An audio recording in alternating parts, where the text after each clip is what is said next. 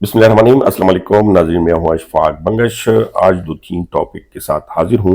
एक तो इमरान खान, बुशरा बीबी, जनरल फैज़ हमीद ने अपीलों की तरफ चले गए हैं। अब देखना होगा क्या होगा आगे। और साथ ही फील्ड मार्शल साहब की खामोश पॉलिसियाँ जो कुछ कुछ नज़र आती हैं वो डिस्कस करेंगे। और साथ में वफाकी हुकूमत 20 साल में कितना कर्जा ले चुकी है, ये तफसीलात स्टेट बैंक ने जारी की है।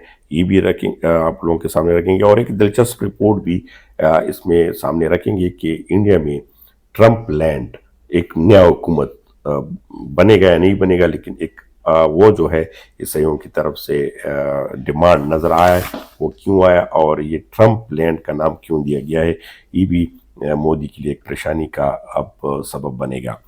पहले आते हैं इमरान खान, बुशरा बीबी और ने इस्लामाबाद हाई कोर्ट में अपना तोशाखाना 2 केस की सज़ाओं के खिलाफ जो 17 साल हुई हैं उनके खिलाफ अपीली दायर कर दी, यानी उनको चैलेंज किया। मौक़िफ़ ये इख्तियार किया कि ये केस जो है गैर मुनसिफाना तरीके से हुआ है। इसमें गवाहान और दीगर जो उस पर एतराज़ात की गई हैं, और मौक़िफ़ इख्तियार किया गया है कि इसमें तफ्तीश भी प्रोसिक्यूटर ने सही तरीके से वो नहीं किया, और प्रोसिक्यूटर भी गैब थे, गवाह के हिसाब पे वो किया। प्रोसिक्यूटर मुकम्मल इसमें नाकाम हो चुका है। और तफ्तीश के मामले में ये बताया गया कि जो सिट है, बल्गारी सिट, वो हमारे साथ मौजूद है।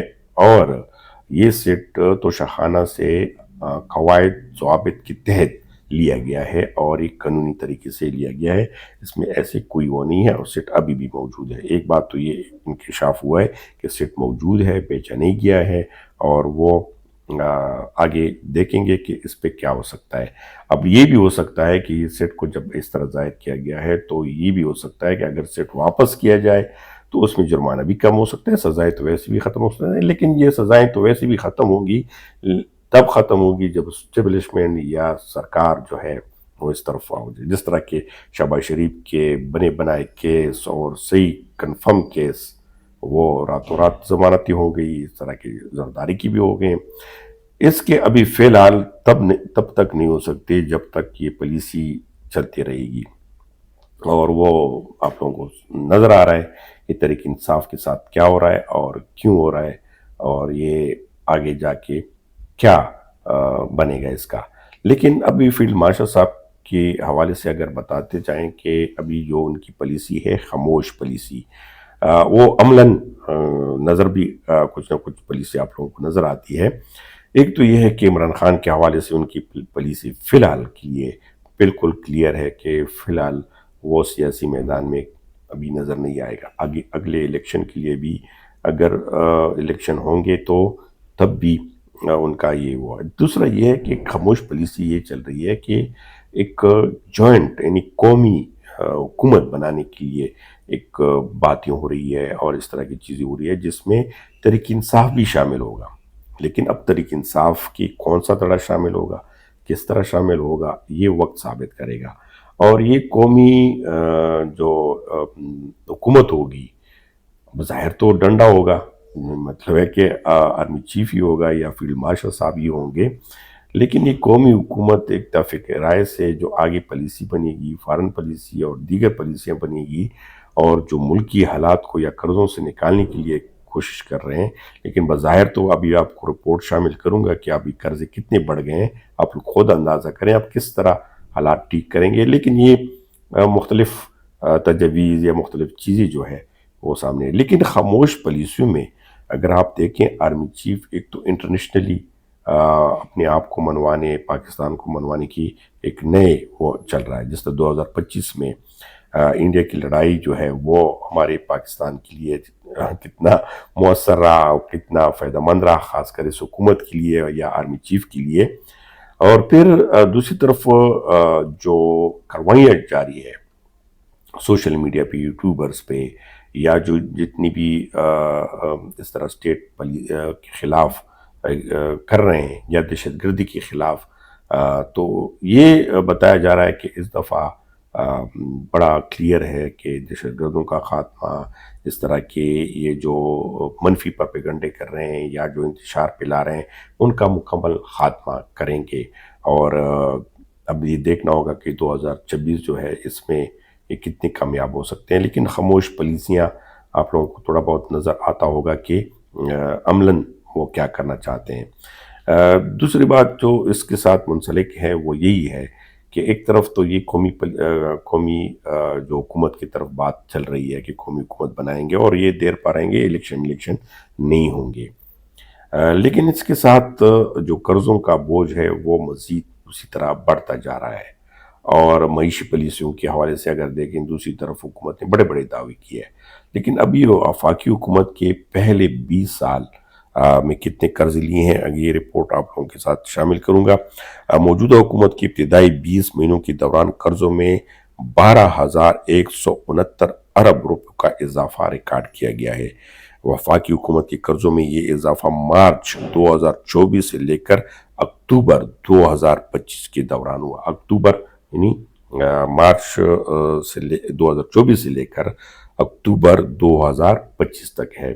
پھر اس کے بعد 3-4 مہینے تو اور مزید ہے. اسٹیٹ بینک آف پاکستان کے دستاویز کے مطابق یہ رپورٹ جو آیا ہے کہ مارچ 2024 سے لے کر 2025 تک اکتوبر 2025 تک 20 مہینوں کے دوران وفاقی حکومت کے مقامی قرضوں میں 11,300 ارب روپے، وفاقی حکومت کی بیرونی قرضوں میں 869 ارب روپے کا اضافہ ہوا، جس کے بعد وفاقی حکومت کا قرضہ اکتوبر 2025 تک بڑھ کر 76,989 ارب روپے ہوا، جبکہ فروری 2024 تک وفاقی حکومت کا قرضہ 64,810 ارب روپے تھا. اور اسٹیٹ بینک آف پاکستان کے دستاویز کے مطابق فروری 2024 تک مرکزی حکومت کی مقامی قرضہ 42,675 ارب روپے تھا. یہ آپ دیکھیں کہ پہلے مقامی قرضہ کتنا تھا اور ابھی کتنا بڑھ گیا ہے.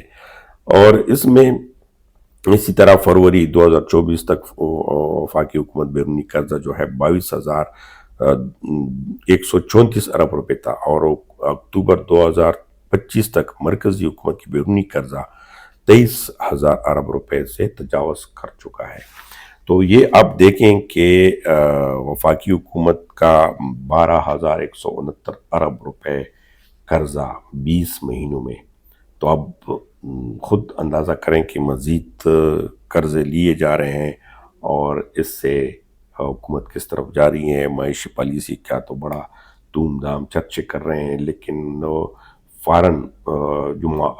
فارن انویسٹر ہے نہ وہ اس طرح آئے ہیں اور نہ اندرونی جو انویسٹر ہے وہ اسی طرح کے کام چل پڑ رہے ہیں. لیکن ابھی بتایا جا رہا ہے کہ آرمی چیف کا پالیسی میں یہ بڑا ٹاپ پالیسی ہے کہ جس طرح کے پی آئی کی نجکاری کی ہیں اس طرح مزید وہ اس میں کوشش کر رہے ہیں کہ فارن جو انویسٹر ہے ان کو بھی لائیں اور ساتھ میں ملک میں تھوڑا سا عوام کو دکھائیں کہ ہاں وہ کی تبدیلی آئی ہے. اب آپ لوگوں کے ساتھ ایک دلچسپ جو رپورٹ جو ہے وہ شامل کریں گے کہ بھارت میں سکھ ریاست خالصتان کے قیام کے لیے متحرک تنظیم سکھ فار جسٹس کی بھارت کے شمالی مشرقی ریاستوں پر مشتمل الگ مسیحی ریاست کا منصوبہ پیش کیا ہے. اور یہ ایسے مسیحیوں کے نئے ملک کے لیے ٹرمپ لینڈ کا نام تجویز کیا گیا ہے. یہ ٹرمپ لینڈ کیوں تجویز کیا یہ بھی اس رپورٹ میں آپ کو بتاؤں گا. سکھ فار جسٹس کے سربراہ گرو پتنت سنگھ پنو نے حال ہی میں ایک ویڈیو جاری کی ہے جس میں انہوں نے ٹرمپ لینڈ کے قیام کے متعلق تفصیلی بیان دیا اور نقشہ بھی جاری کیا جس میں بھارت کے 6 ریاستیں نمایاں کیا گیا ہے.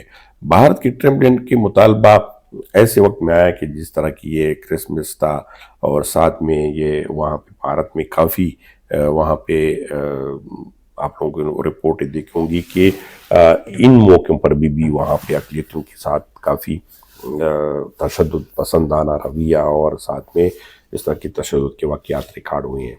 اور یہ عیسائیاں اس وقت میں جو ٹرمپ کا لینڈ دیا گیا ہے ٹرمپ کو ایک طرف پیغام دے رہے ہیں کہ ٹرمپ جو کہ ابھی ورلڈ کا ایک مسیحا سمجھ رہے ہیں اور یہ انسانی حقوق کا علمبردار بن رہا ہے، بلکہ آپ لوگوں نے دیکھا بھی ہوگا کہ ٹرمپ تو اب نارمل ایوارڈ کے لیے، اور ساتھ میں یہ بتایا جا رہا ہے کہ ٹرمپ 8 بڑی جنگیں جو ہے انہوں نے رکوائیں اس صدی میں، اس سال میں. تو ٹرمپ بڑا انسانی حقوق کا علمبردار بنتا جا رہا ہے، تو اس وجہ سے ٹرمپ لینڈ دیا گیا ہے. اب 8 جنگیں کس طرح رکوائی ہیں، کیا کیا ہے، وہ کتنا سچ ہے کتنا جھوٹ ہے، بہرحال لیکن ان میں نمایاں پاکستان بھارت جنگ اور یوکرین اور روس کا اور فلسطین اسرائیل کا یہ بتایا جا رہا ہے. تو اب دیکھنا ہوگا کہ واقعی یہ مسیحی برادری جو ہے یہ ٹرمپ تک پہنچتے ہیں، اور یہ ٹرمپ لینڈ یا انڈیا کے لیے یہ سد درد بنے گا نہیں بنے گا.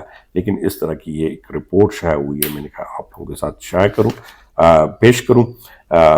بہت مہربانی، آپ لوگوں نے اگر آخر تک ویڈیو دیکھا ہوگا تو آپ لوگوں سے ریکویسٹ بھی ہے کہ چینل کو لائک سبسکرائب ضرور کریں، اور یہ نیا چینل ہے اور اس میں جو مستند خبریں ہوں گی یا رپورٹ ہوں گی وہ آپ لوگوں کے ساتھ میں اس ویڈیو پر یا اس یوٹیوب چینل پہ لاؤں گا. بہت شکریہ.